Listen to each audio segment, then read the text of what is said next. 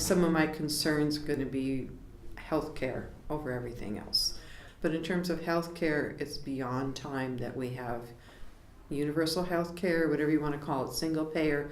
Everybody, every citizen, non-citizen, every single person has it. And we looked around at the crowd that was here today. There was everybody from 2 and 3-year-olds, 7-year-olds, 14-year-olds making sandwiches for us, and people up to seniors 20 and 30 years older than me. There's not one person out there that should have to struggle to have health care. My concern is the voice of Trump, the message of Trump, is not one of solidarity.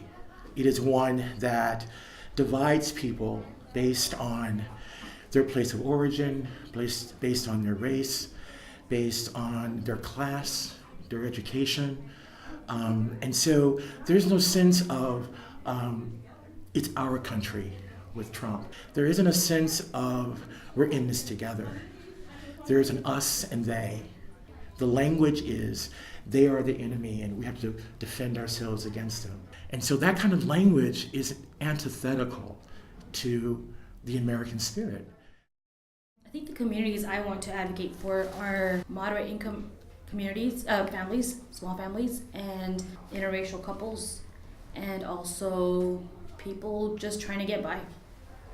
Living in the Richmond district, we have a lot of different communities. We have, immigrant communities, we have families, we have old and young people, and having young daughters, I really, I want to advocate for my kids and the kids that they're growing up with, make sure that they all get, the same opportunities. And so I just want to advocate for them, for a world that's hopeful and that they can have a place in.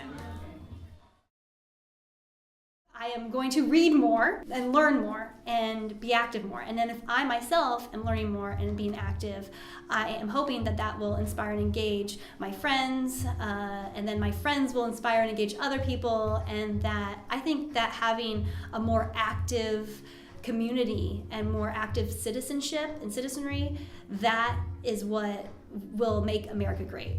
So I think continuing to learn and acknowledge my own privileges, my own oppressions, where I stand in kind of the hierarchy of the way our society is set up, and understanding that learning those things and being more aware of my own privileges will help me better serve the youth that I'm trying to serve, and also just learning more and more about what services are out there for our youth, and trying to spread the message to youth that you matter and there are rights that you deserve. You deserve access to free healthcare, to education, to services outside that give you all of the opportunities that other youth have. Because of your background or because of who you are, you've been told that you're not entitled to those. So just continuing to spread the message that all youth are entitled to live the life they want to live.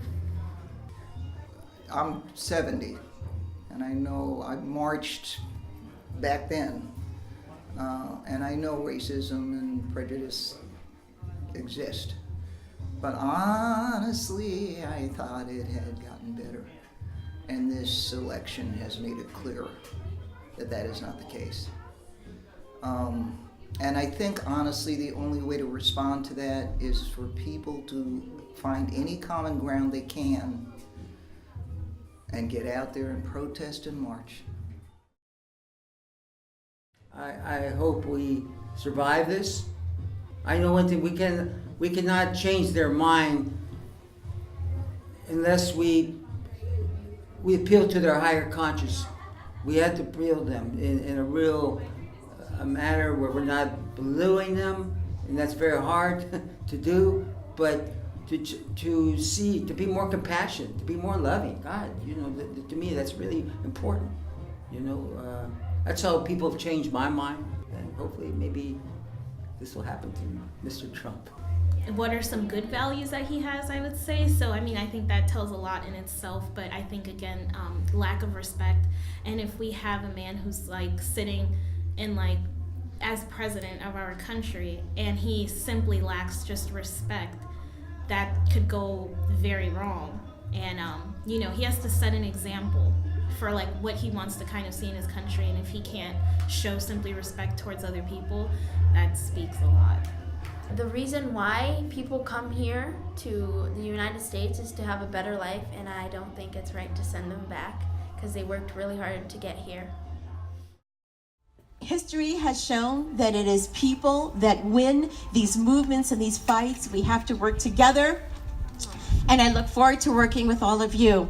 You know, the author Edith Wharton once wrote, there are two ways to be spreading light: to be the candle or the mirror that reflects it. What will you be?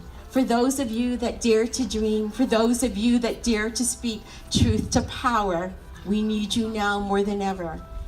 Every voice is important, and everyone needs to lift up their voice to be heard, and collectively, we can win this. So for those today, dare to dream, yes, dare to dream, absolutely, but dare to hope for a better world and a peaceful world, and a world in which we can raise our next generation of San Franciscans and of Americans, where everyone has an opportunity to be successful. Thank you very much.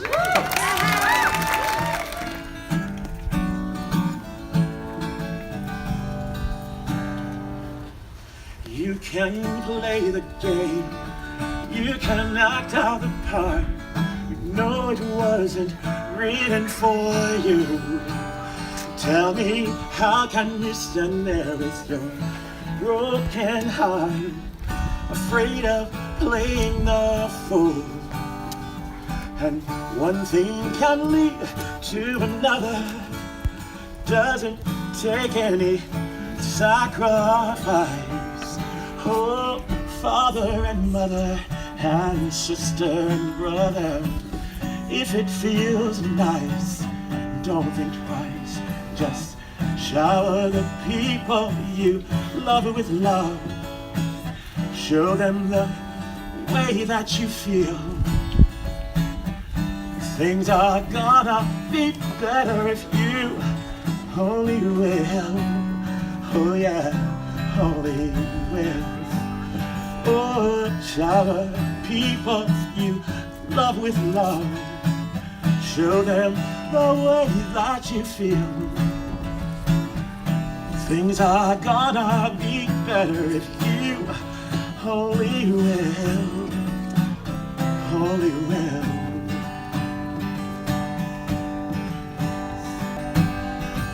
Better to shower the people you love with love. Show them the way that you feel. Things are gonna be better if you only will.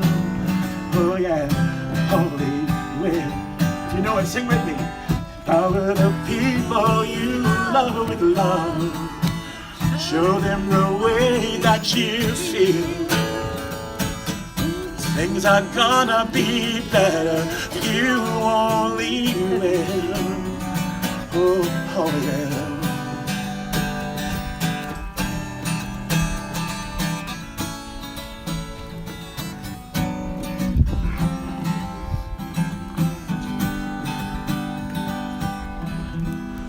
If you only will.